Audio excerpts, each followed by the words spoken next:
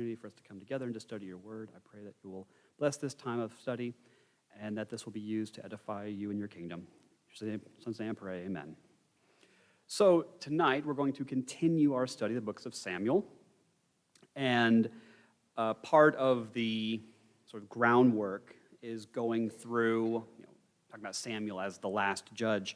And tonight we're going to be sort of finishing the chronicle of the judges. This is kind of the end of the reign of the judges, because the next sort of, we'll begin the story of the monarchs with Saul and then finally with the Davidic dynasty.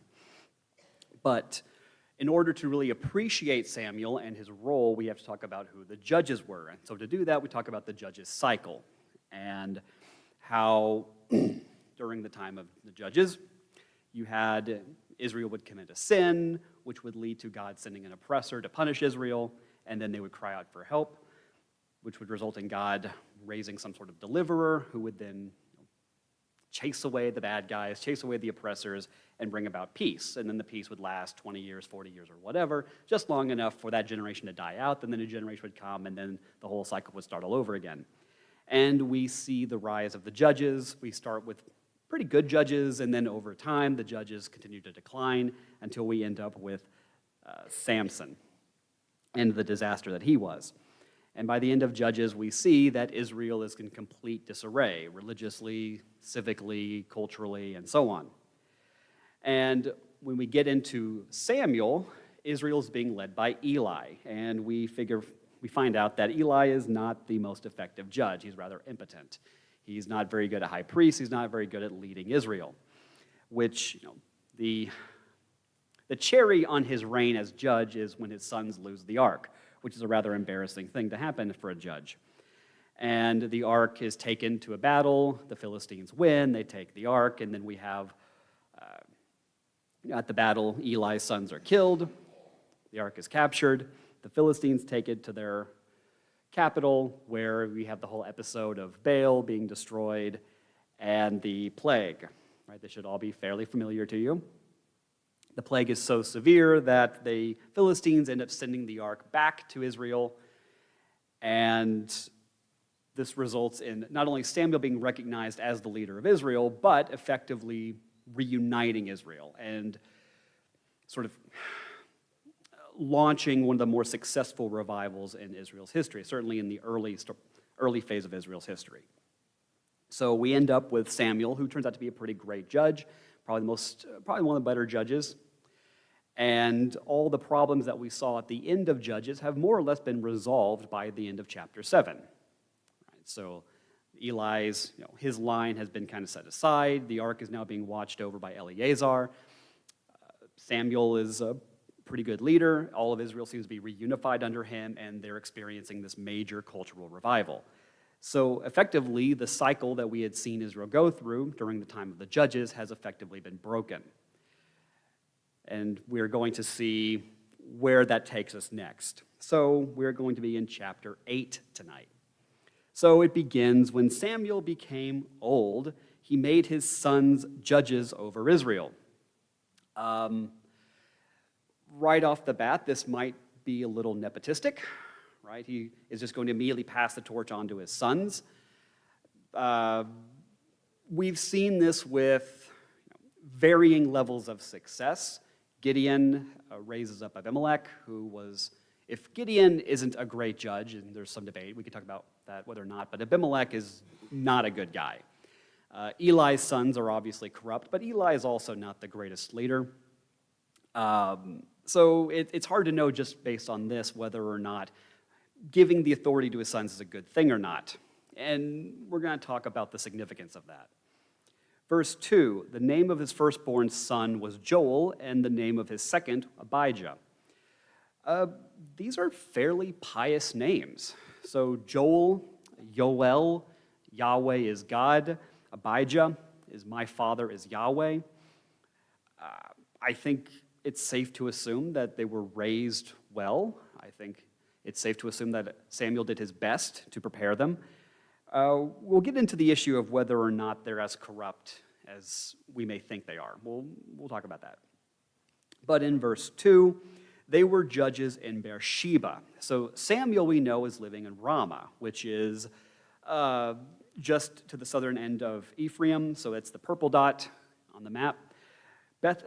Beersheba is towards the southern end. It's down there near Simeon. So we already know from the end of chapter 7 that every year, this is Samuel, would go on a circuit to Bethel, Gilgal, and Mizpah. So we know that he's doing this sort of circuit, meeting with people, doing his responsibilities as judge, and so on. But his sons, for whatever reason, are down there in the south. They're towards the southern tip of Judah. So what's significant of Beersheba? This is a city that we should be familiar with. You're all going to start flipping through your Bibles. Remember? Does the name even sound familiar, Beersheba?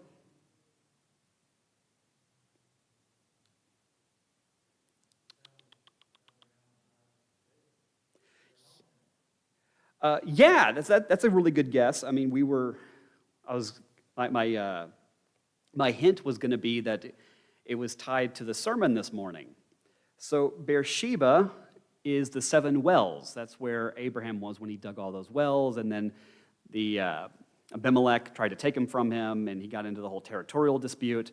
I've actually been to Beersheba, and I got this whole history of it, and the guide at one point, he asked us, what was so special about Beersheba? And like, well, we kind of knew the story of the Bible, but he made it out like this is one of the most culturally significant cities in Israel, which I don't know if I would go that far, but it is rather important.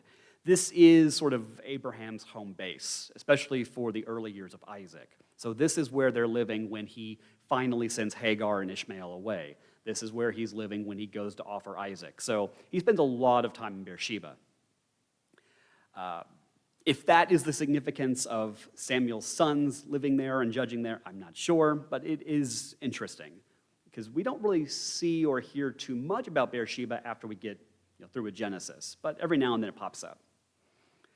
So in verse 3, his sons did not walk in his ways, but turn aside after gain. So we're already given this kind of indication that his sons are somewhat corrupt. Now, we can immediately jump on, oh boy, we're seeing just kind of a resurgence of Eli, that Samuel's really no better, that his sons are just as corrupt, and this is going to sort of tarnish his image. It's going to ruin his reputation. Although, we're going to hold on to that thought. And most commentaries just kind of immediately go with that in that route, but we want to be cautious. We don't want to jump too far on that. But it does clarify that they took bribes and perverted justice, which, again, does not put his sons in the best light. There's plenty of passages we can turn to talk about this and admit that it is a very negative thing. So in Deuteronomy 16 is one of the more significant chapters. We're talking about the appointment of judges and the appointment of leaders within your cities. So in verse 18, appoint judges and officials for your tribes and all your towns the Lord your God is giving you. They are to judge the people with righteous judgment. Do not deny justice or show partiality to anyone. Do not accept a bribe, for it blinds the eyes of the wise and twists the words of the righteous. Pursue justice and justice alone, so that you will live and possess the land the Lord your God is giving you. So, bribes are a bad thing. And that's a strong indication that you are corrupt and can't be trusted, and so on. So the indictment against them is that they are accepting bribes, which would mean they are not just judges. So in verses 4 and 5, then all the elders of Israel gathered together and came to Samuel at Ramah and said to him, behold, you are old, and your sons do not walk in your ways. Now appoint for us a king to judge us like all the nations. And that's a bit of a jump, right? That's kind of an escalation. Like, oh, you're old, you're going to die soon, which is always a fun thing to hear. And we don't like your kids. We're not comfortable with them leading us because that's just a logical assumption, right? So again, like the logic in these verses, we don't like the idea of you passing the torch on to your sons because they're not you. So instead, we want a king who's going to establish a monarchy and dynasty where he's going to pass complete, absolute power over to his kid. It's ridiculous. Like, This is so logically inconsistent. Well, yeah, I mean, we're going to get there, but it's like we see this.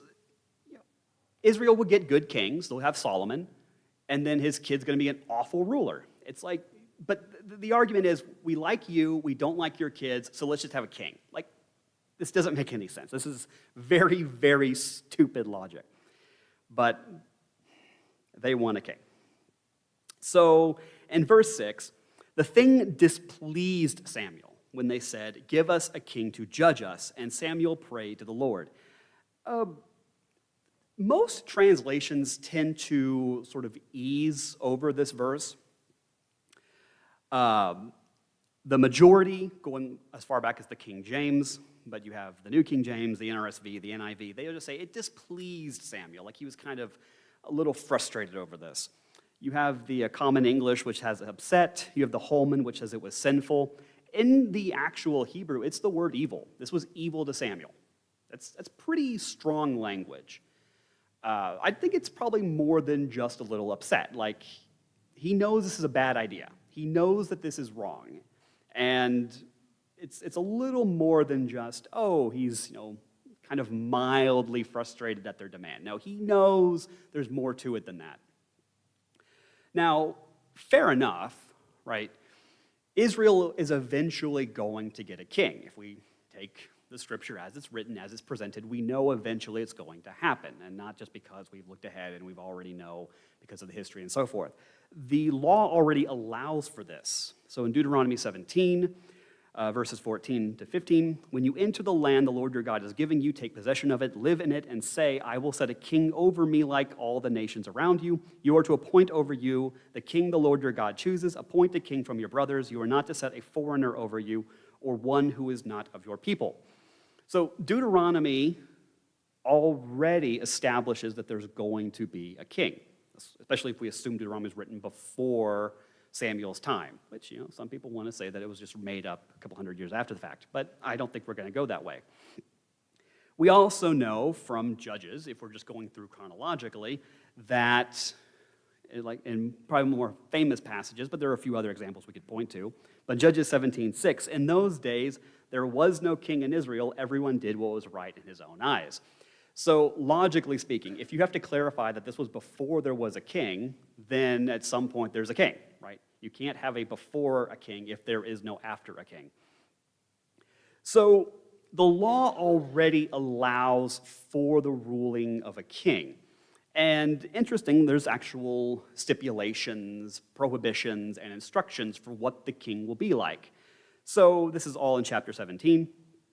So 16 and 20, it gives not only prohibitions against the king, but also instructions for what the king should be like, which is rather interesting, right? That you would have a law code that would put restrictions going into the office of the king. So things you can do, things you can't do. So the beginning is verse 16.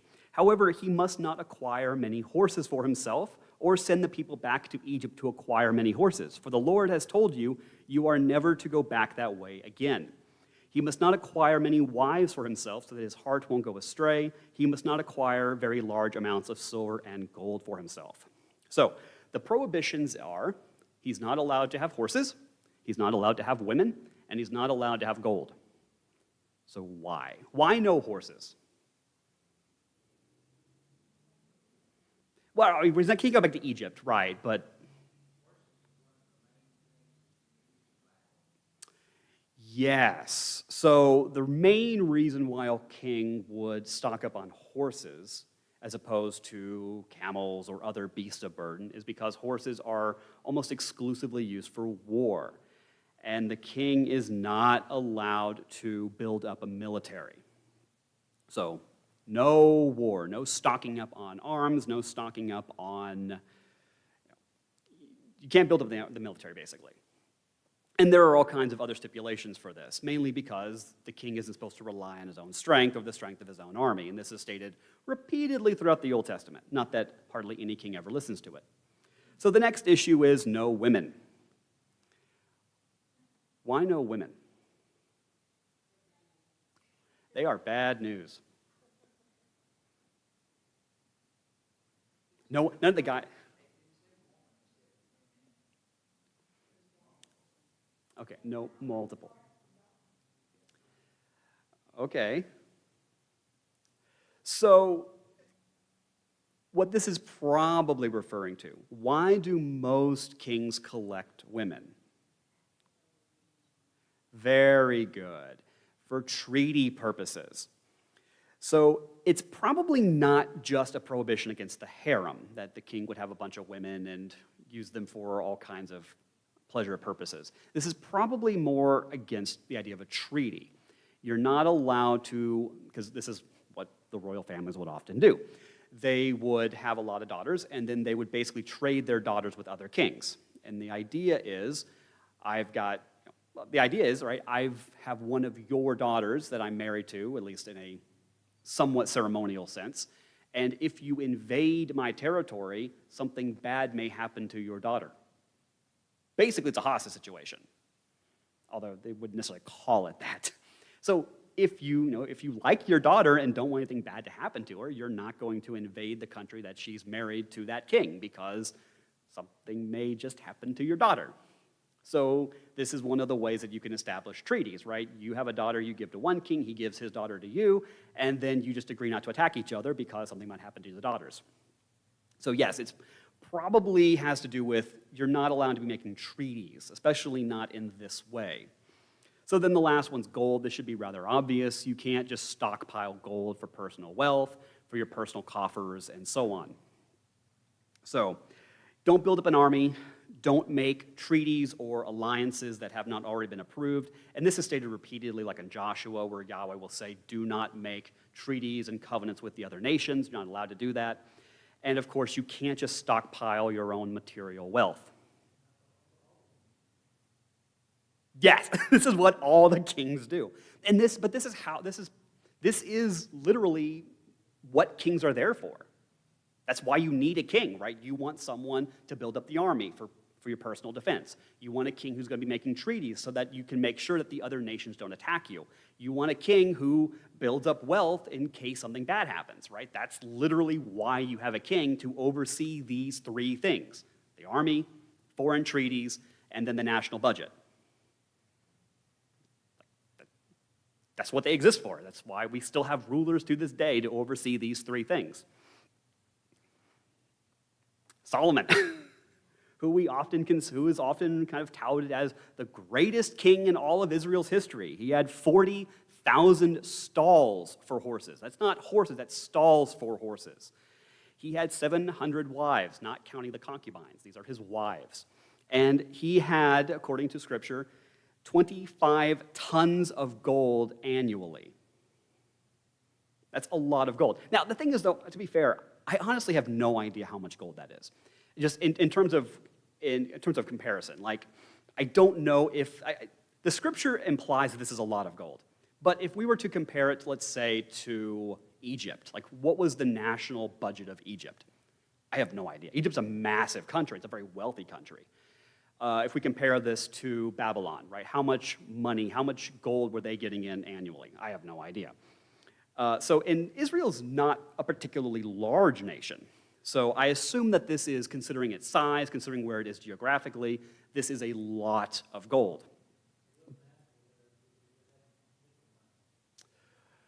Well, that's true, but that's true of most places. Like, most of the gold's coming out of Cush.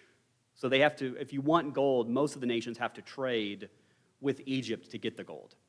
So maybe you have 10, if you're like in Anatolia, you're going to be mining 10, and then you'll trade that with Egypt for their gold, or if you're in Babylon, you're going to have their materials and so on. So, and we know that Solomon has doing trade with everyone, right? He's bringing in stuff from all over, cedar trees and metals and animals and all kinds of stuff. But Solomon, right, the greatest king in Israel's history, is just egregiously, breaking all three of these rules. Like, the three things he's not allowed to do, he's doing. And then just, for funsies, you've got Jesus, right? Who never married, didn't have any horses, there's no record of him riding a horse, and went around poor, right? So But interesting also, there are instructions for what the king is supposed to do. And this is in 18. When he is seated on his throne, he is to write a copy of this instruction for himself on a scroll in the presence of the Levitical priests. It is to remain with him, and he is to read from it all the days of his life, so that he may learn to fear the Lord his God, to observe all the words of this instruction, and to do these statutes. Then his heart will not be exalted above his countrymen, and he will not turn from this command to the right or to the left, and he and his sons will continue ruling many years over Israel. This is a really interesting little, it's like the only thing he's commanded to do. He has to do this.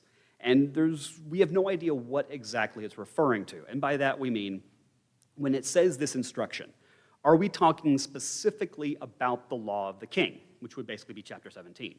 Are we talking about another section, like perhaps the Ten Commandments? Are we talking about the law code itself, that is all the stipulations, or are we talking about the entire book of Deuteronomy? And commentaries do not agree on what we're referring to. So is he to write out one specific section, or the law code, or the entire book? We don't know. But he writes something out, and he's supposed to have a copy of it for his own personal use and reflection. Did any king do this? I have no idea. But it says in Deuteronomy they're supposed to.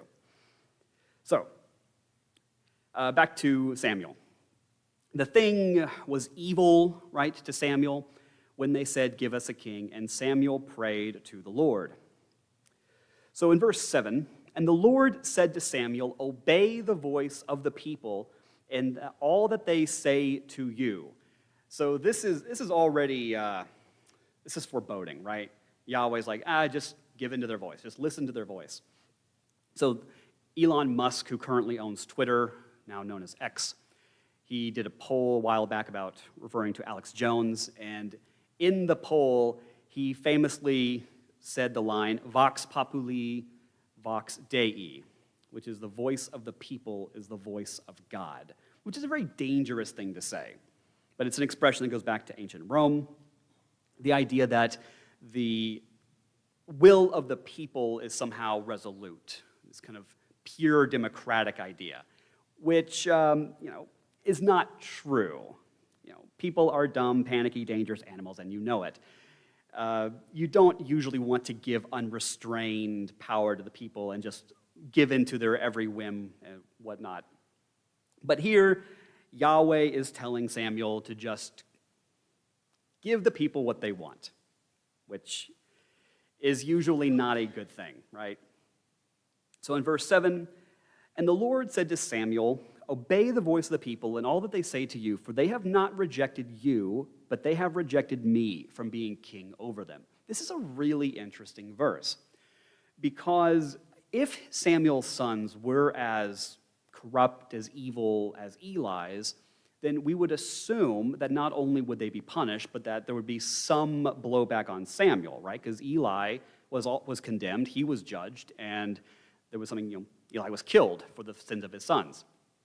But here, God is reassuring Samuel. He's saying that this is not a rejection of you. This is not an indictment of you. The power is not being taken from you. This has nothing to do with you. So if this was some sort of judgment against Samuel's sons or against Samuel, God is being very clear. This isn't about you. This isn't about your family. Which again makes me wonder what exactly is going on with his kids that would resolve all of this or that would cause all of this. He wants Samuel to know that this is about the people not trusting Yahweh, essentially. That even if the rule of the judges wasn't passed on to his sons, it could go to somebody else, right? God could always appoint another judge. But the people don't want that. They want their system, they want their government in place. And God's like, we're just going to do it, right? We're going to move on, and this is not about you. This is not about the judges failing or succeeding or whatever. This is about my relationship with the people. I remember when I took Old Testament survey, whenever that was, we go through it's now in the 4th edition, but in the 3rd edition, this is the Hill and Walton textbook. There's this section in the Samuel chapter. Mention of Samuel's disappointment may suggest that he considered himself the most appropriate candidate for the position. This is supported by the references to Samuel's age and his son's waywardness. In fact, the NIV confirms this in the translation, "Is not you, but they have rejected me as their king." I remember reading this and being a little confused by it, and I was taken to a conference where I actually got to meet Dr. Chisholm for the first time, and he was presenting on Samuel. Samuel's kind of one of his pet projects. He loves Book of Samuel. And I don't remember what he was presenting on, but I got a chance to talk to him afterwards, and I just said, okay, I've got a Samuel question that's been bugging me for a long time. And he's like, okay, what is it? And I said, do you think Samuel wanted to be king and was disappointed when the people didn't just offer him the crown of Israel? And he just kind of looked at me like I was crazy, and he goes, you've been reading Andrew Hill, haven't you? And I said, I got it from his textbook, and he just kind of nodded, and he goes, yeah, he's got some weird views. And he just walks off. It's like, well, okay, I guess I know what your thoughts are. Yeah, I'm not sure that this is Samuel upset that the people aren't just clamoring for him to be king. I think that Samuel is disappointed that they are rejecting the authority of the judges and that they are in some way associating him and his family with the failure of the judges ultimately, which, again, God has to reassure him. This isn't about you. This isn't about your family. There's something else going on with the situation. Which, again, if his sons were really that bad, I feel like God would bring that up. But God doesn't give any direct indictment against his kids. So it's interesting to me. Yes?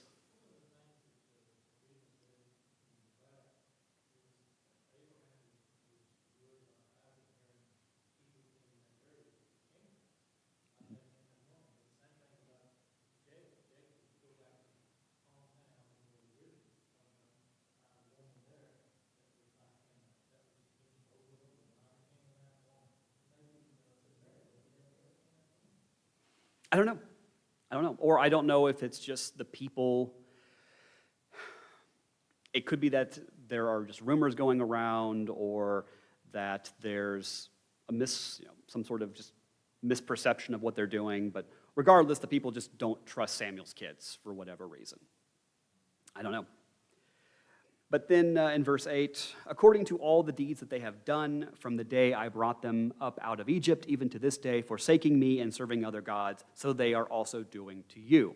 This is a rare moment for Yahweh, where he's actually sympathizing with the human.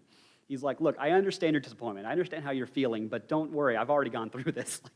It's like he's actually trying to empathize with Samuel and reassure him, again, that this really isn't his fault, that he has done his best, that he has led the people well, and that this ultimately comes down to the people not trusting Yahweh.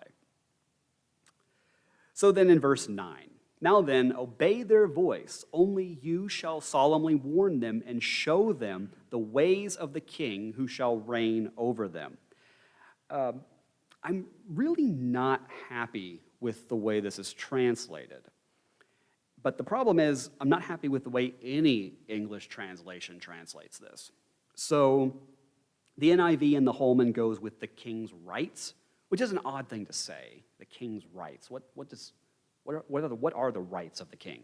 The king doesn't have rights. The king does everything. King is the king. He can do whatever he wants. The king's ways, the ESV, manners, behavior, practice, policies, these are not good translations. I don't think so. The word that's used here is the exact same word that appears in verse 3 when it says they took bribes and perverted justice. This is the word justice, which is really interesting. As if, and I did find a commentary that pointed out that it is the word justice, and if Yahweh intentionally is using the word justice here, he's probably using it in a very foreboding sense, where he's telling Samuel, you need to warn the people, right? That when the king comes into power, he's going to implement his own style of justice. That's what the king does, right? Because the king is over everything. He has ultimate control. He has ultimate authority.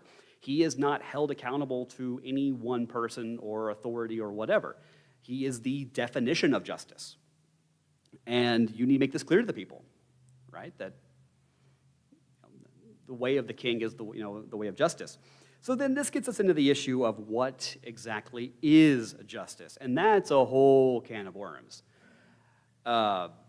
Very famously, Plato, right, who was the student of Socrates. He wrote about self-knowledge, Platonic dualism, And perhaps most famously, he wrote about the justice metaphor and the republic. And his definition of justice, well, he doesn't really have a definition. He has a metaphor, a working metaphor, which is you have a human body, right? And the human body is comprised of various parts. You have limbs, hands, feet, head, so on, and then within those individual parts, you have organs, blood, and so on. If everything works correctly, right, if the body is doing what it's supposed to be doing, and for that to be true, right, every part of the body needs to be doing what it's supposed to be doing, then we say the body is healthy.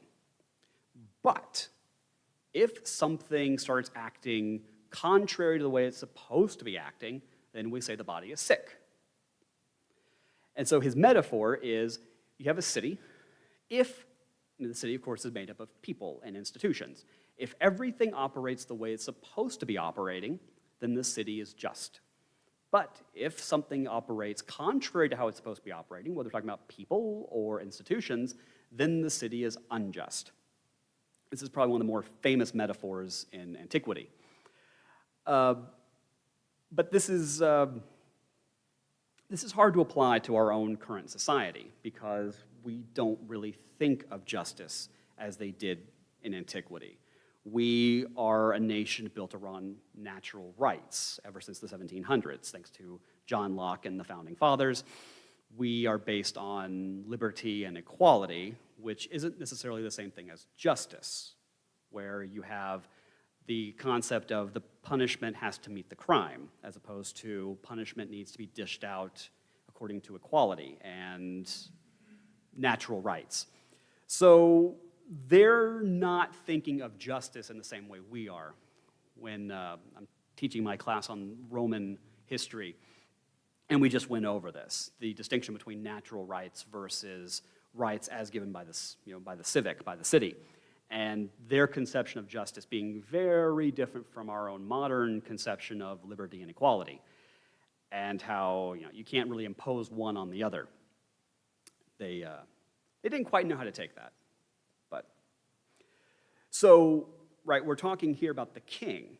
And if the king is ruling over the people and he is the ultimate arbiter of the law, then the king becomes the very standard and definition of just.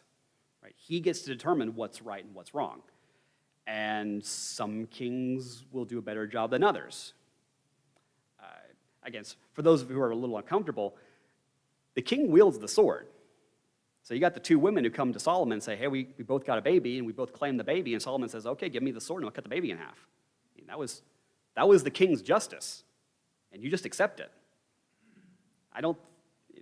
We all say we want justice until the king grabs the sword.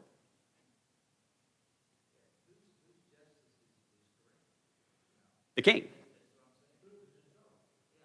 It's whoever has the sword.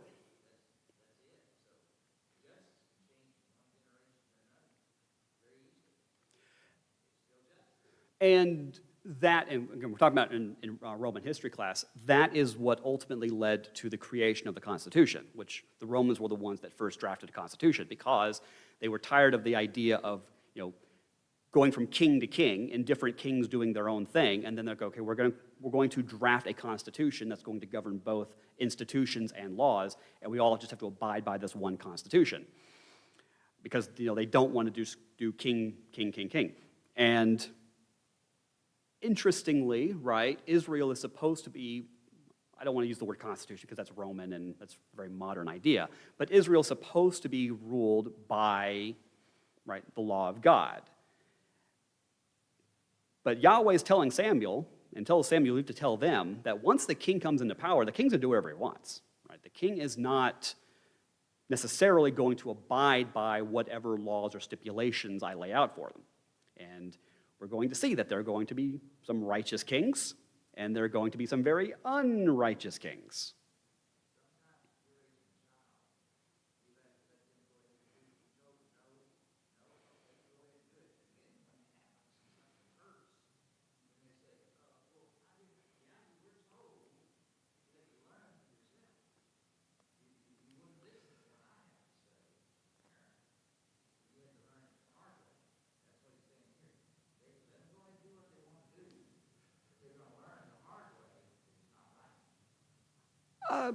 Yeah, to an extent.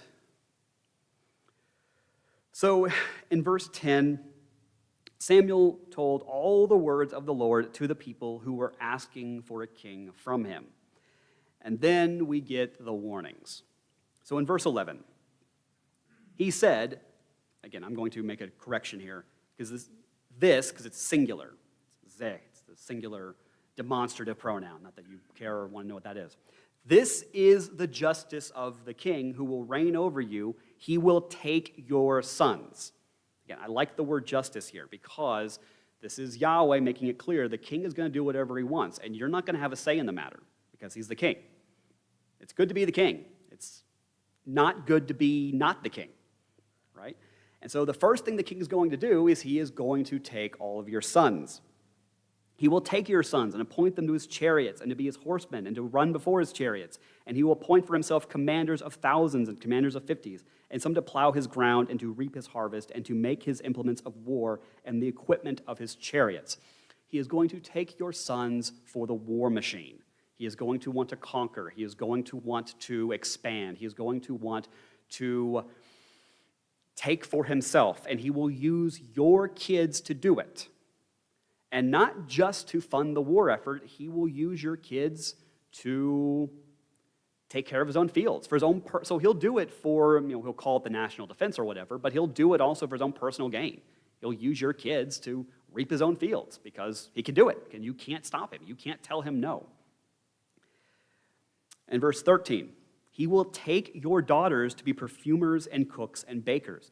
Now, as I've said in various contexts, it's interesting what the Bible says and what it doesn't say. Because what you may assume the Bible will say, and what you may have even read there, which it did not say, is he will take your daughters for his harem. Right? He'll take your daughters and he'll take your sons and get them killed in war, and he'll take your daughters for his own pleasure. That's not what it says, though. It's interesting. He is going to take your daughters because, and I don't know if this is better or worse, to be honest, at least thinking about it culturally. He doesn't say he's going to take your daughters and then throw them in his harem or lock them away in his harem. He says he's going to take your daughters. He's going to take them from their fathers, take them from their husbands, take them from their children, take them from their families, and he's going to put them to work. He's going to make them work for him. They're going to be baking for him. They're going to be cooking for him. They're going to be doing manual labor for him. So they're not even going to have families. And he's not going to give them families. That's not his job. He's going to make them work. I feel like this might almost be worse than just throwing them in a harem. Like he's going to deprive them of what they probably want to do and what the culture would expect them to do, and instead put them to work. Yay, feminine empowerment, right? Verse 14. He will take the best of your fields and vineyards and olive orchards and give them to his servants. So not only is he going to take your sons, again, killed in war, he's going to take your daughters away from their families, and he's going to make them work, and he is going to take whatever he wants. He's going to take your vineyards. He's going to take your land. He is going to take and take and take. He's going to give to himself, and he's going to give to his friends and his families, and he's just going to do whatever he wants. And you can't stop him. You can't say no. He's going to use his own army to enforce these rules, right? Sounds like a great deal, doesn't it? Verse 15. He will take the 10th of your grain and of your vineyards and give it to his officers and to his servants. Now, and interestingly, most commentaries don't really talk a whole lot about this verse, which was shocking to me, because I feel like there are two ways to take this. The first way, because we already know there's an imposed Levitical tax. So back in Leviticus 27, we talked about this when we went through Malachi. Again, I'm not going to use the T word, although Pastor Gary's gone, but I'm sure if I said the T word, tithe, his ears are going to perk up, he pop his head like, what about the tithe? So there's the Levitical tax, right? Every 10th of the land's produce, grain from the soil, or fruit from the trees belongs to the Lord. It is holy to the Lord. If a man decides to redeem any part of this 10th, he must add a 5th to its value. Every 10th animal from the herd or flock which passes under the shepherd's rod will be holy to the Lord. He is not to inspect whether it is good or bad, and he is not to make a substitution for it. But if he does make a substitution, both the animal and its substitute will be holy. They cannot be redeemed. We also know in Deuteronomy 14, each year you are set aside a 10th of all the produce grown in your fields. You are to eat a 10th of your grain. new wine and oil, and the firstborn of your herd and flock, and in the presence of Yahweh your God, at the place where he chooses to have his name dwell, so that you will always learn to fear the Lord your God. But if the distance is too great for you to carry it, since the place where Yahweh your God chooses to put his name is too far away from you, and since the Lord your God has blessed you, then exchange it for money, take the money in your hand, and go to the place the Lord your God chooses. So we already know, and it keeps going on, but I'll go back up. We already know that there is an imposed Levitical tax. The purpose of the tax is you have to give a tenth of your produce, a tenth of your crops, a tenth of everything, and you give it to the Levites, because the Levites don't have their own land. The Levites use this to live off of it, and whatever they don't use, they then distribute to the poor. This is their system, right? So there are two ways to go with this. Now, we might assume that what he's describing here is that the king is going to impose his own tax, his own tithe. So you're going to be paying the first 10% to the Levites and the second 10% to the king. I have heard it explained as he's just going to take the tax. He's going to take the Levitical tax for himself. So the money that is set aside for Yahweh, for the priests, and for the poor, he's just going to take himself. And I'm not sure which is worse, honestly. The idea that he just imposes his own 10% tax on top of the already 10% tax, or if he is going to take what has already been dedicated to Yahweh and to the Levites and to the poor, take it for himself, in all, of course, in the name of he'll be the one who distributes it. He'll be the one who decides where it goes to. He'll be the one that decides how much the Levites get and how much the poor get, which probably won't be very much, because the king's just going to pocket it all. So, again, I'm not sure if we're talking about a new tax or if we're talking about the Levitical tax here that the king is going to take for himself, which that is really scary.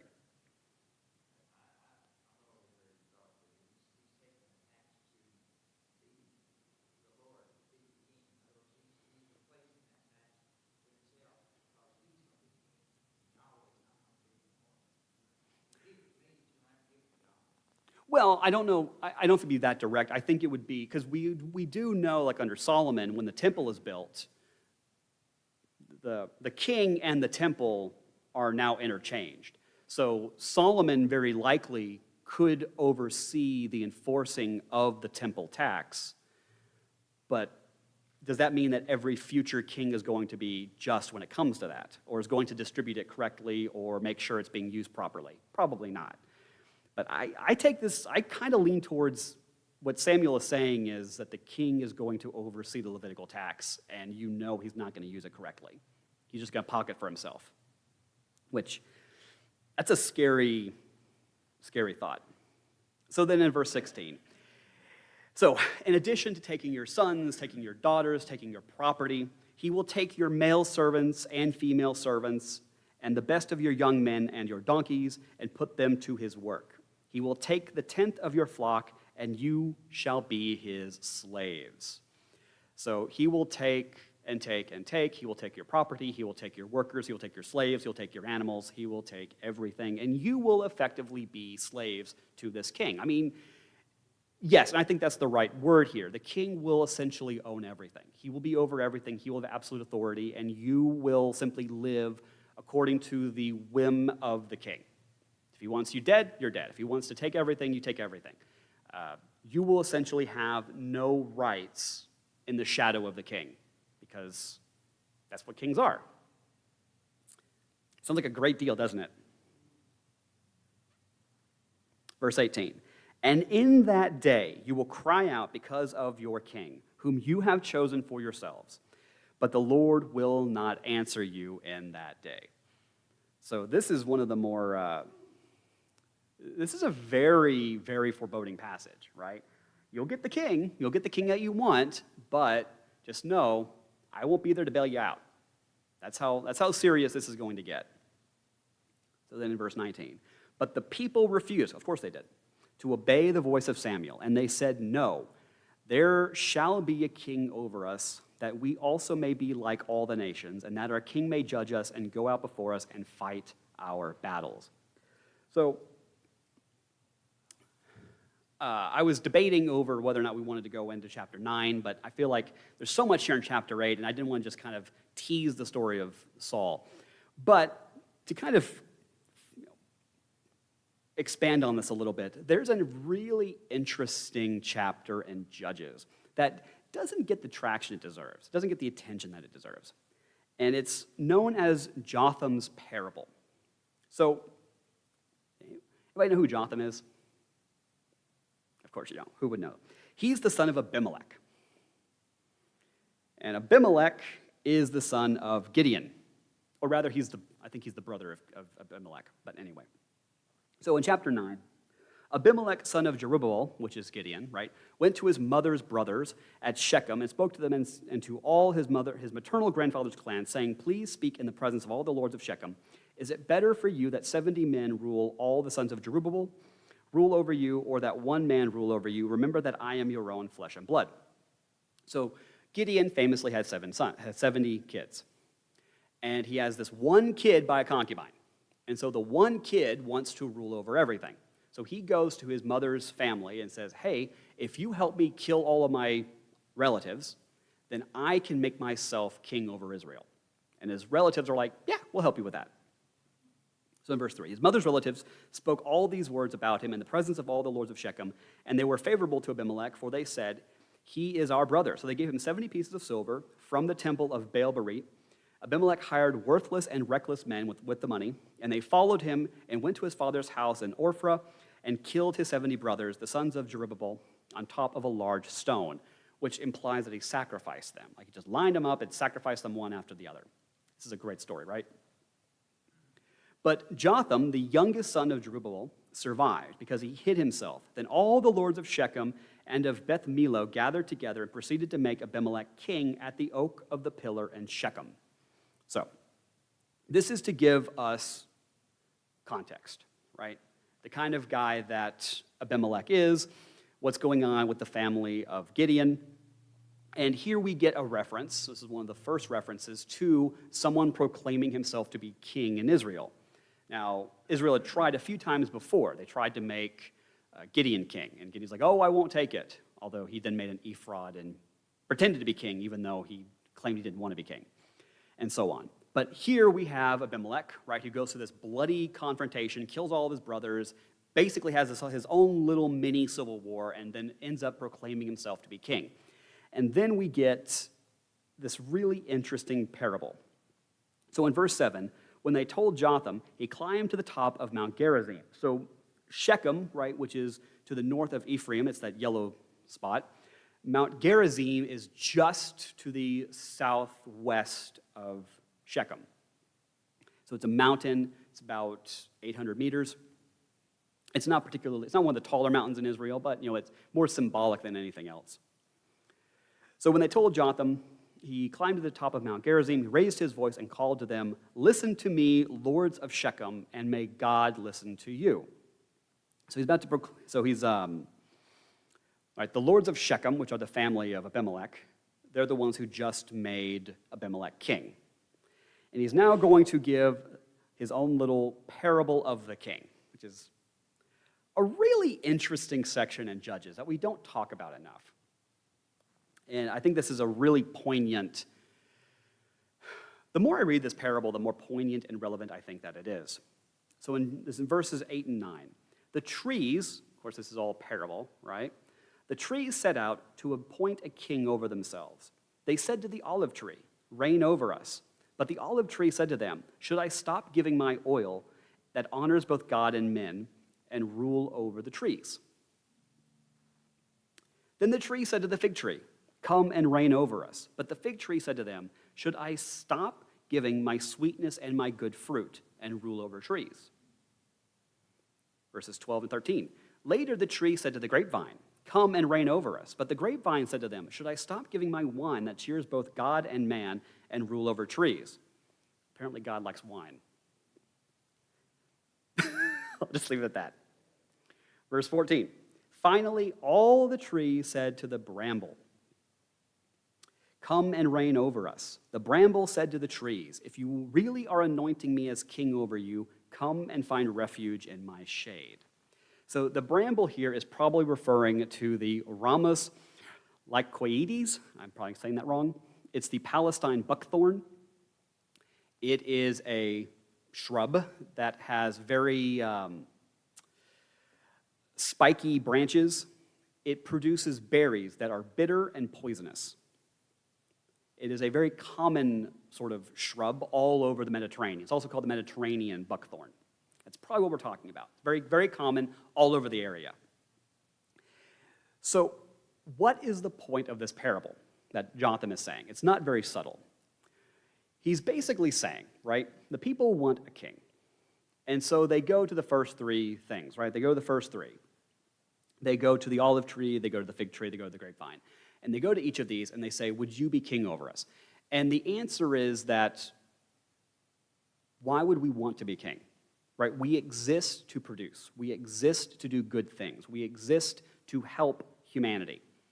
And in order to be king, we would have to give that up. And so we don't want to. Right? They would rather just go about doing the things that they want to do and be productive rather than rule. And then the only entity that wants the power is the one that doesn't actually produce anything. The one that exists basically to hurt and to maim. It's really interesting, right? As if to suggest that there is something innate in ruling that is unproductive, right? Rulers do not exist to produce. Rulers exist to take. They exist to impose their will on others. They do not, honestly, they don't benefit society, right? Because that's just what they do, right? They impose rules, they impose their own values, and they take, as opposed to helping society. Now, of course, Jotham, having just experienced his own family getting killed and seeing his half-brother take the throne, and everyone's all acting like this is a good thing, and he's basically saying, don't you know that the one who wants the power only wants it because he doesn't have any means of benefiting society? Basically saying, if you want to rule, or if you're someone who wants the power, chances are it's because they can't do anything else to help society.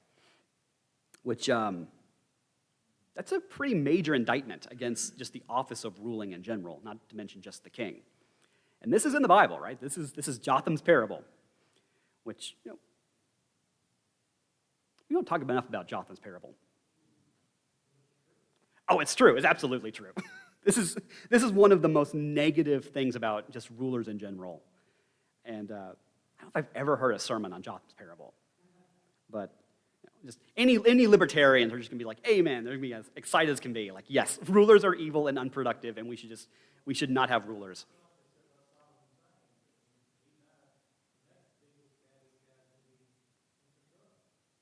But this has been kind of the what's the word, the proverb, it's anyone who wants the power shouldn't have it, and only the one who doesn't want it should be given it. Like, that's kind of like, that's the paradox, right? It's the ones who don't want the power that you probably want ruling, but then if they take the power, if they want the power, then all of a sudden you don't want them anymore because they're probably going to misuse it. So it's just kind of this whole paradoxical thing about being the king. And of course, we're going to find out that Saul initially doesn't want it, right? He doesn't want to be king. Like, he knows that this is not a good thing, and at first he's not a bad king at first, but he eventually will become corrupt and become incompetent and everything else, which is unfortunate. But so, wrapping up, verse 21. When Samuel had heard all the words of the people, he repeated them in the ears of the Lord. And the Lord said to Samuel, obey their voice and make them a king.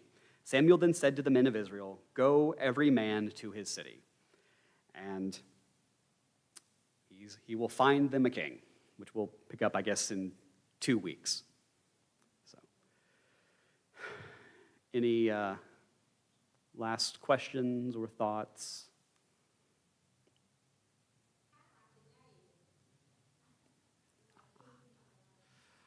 I'm not saying anything.